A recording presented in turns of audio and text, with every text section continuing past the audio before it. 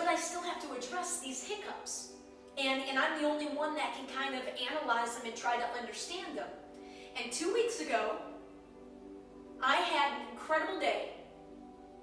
After going out and having an amazing run, and coming back and, well, actually before I went on the run, recording a short exercise video after being sort of guided by my intuition to do so, which, was with just my sports bra on, which matters because I've said before, I think there are two things that I think are super, super powerful right now in our times. One, any female who is confident in her body.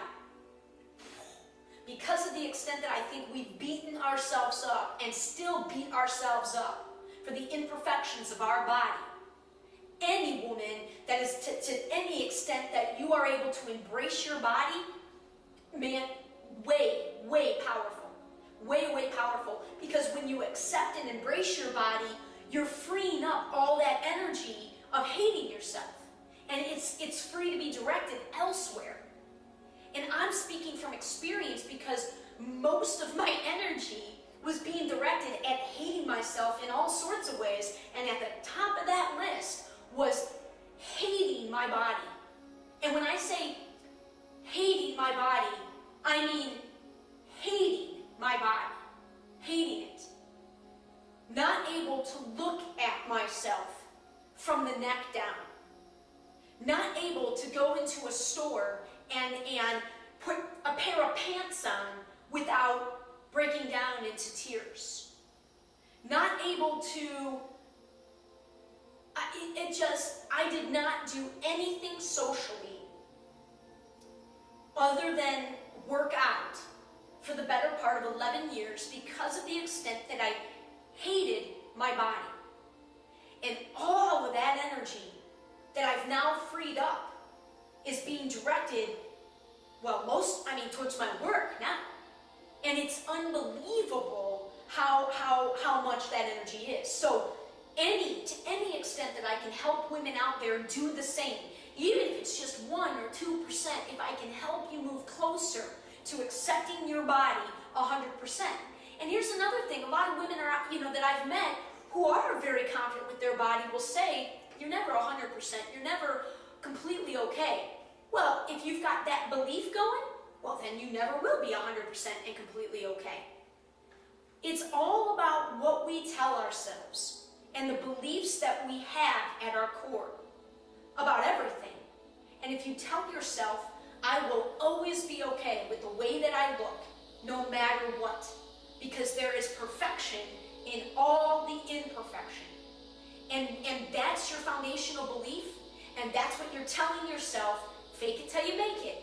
If that's what you're telling yourself in an affirmation every day, as often as if that's the affirmation that you tell yourself when you catch yourself sending a bad message, then you will work towards truly fulfilling that belief.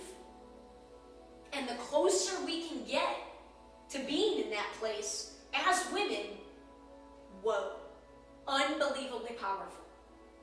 And the second thing pertaining to women and pertaining to our world at large right now is the ability for women to start helping one another instead of looking at another woman who you perceive to be more successful than you, prettier than you, skinnier than you, whatever the garbage is that we throw out at other women without even being aware of it a lot of times. Like, it's so instinctive. Our society has trained us to do that, and it always comes back to how we feel about ourselves.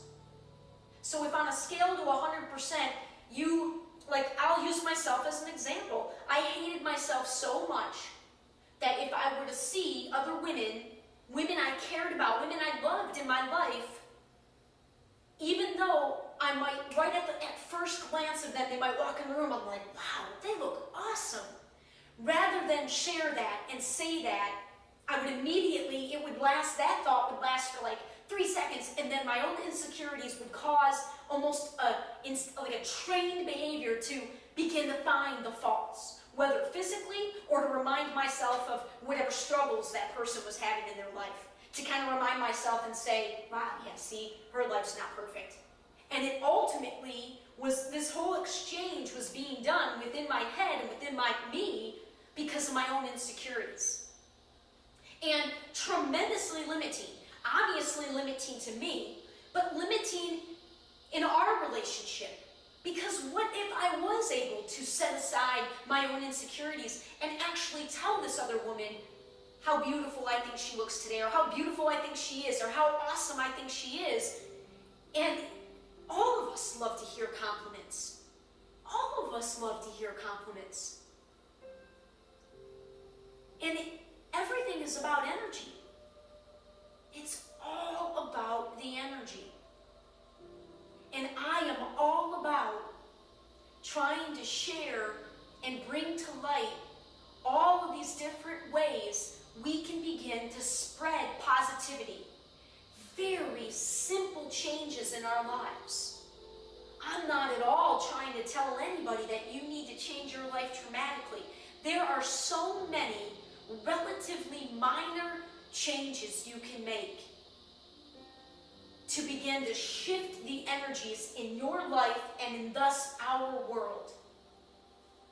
And we've got to begin to work together. And women beginning to help one another as opposed to feeling combative, to feeling competitive, like you got to one up, whether it's in the workplace or whether it's just, again, our society has sort of put that on us, and it all centers, I believe, around the physical nature of us, because we've been objectified. And so I have found in my life that, well, I haven't been for more than a few weeks at a time.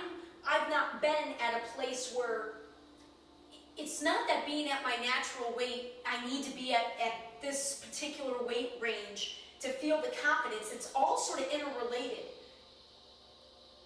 The outward appearance, our outward appearance is just a manifestation of how we feel on the inside. So when I'm taking care of myself and my connection to me, which is ultimately the connection to the greater power,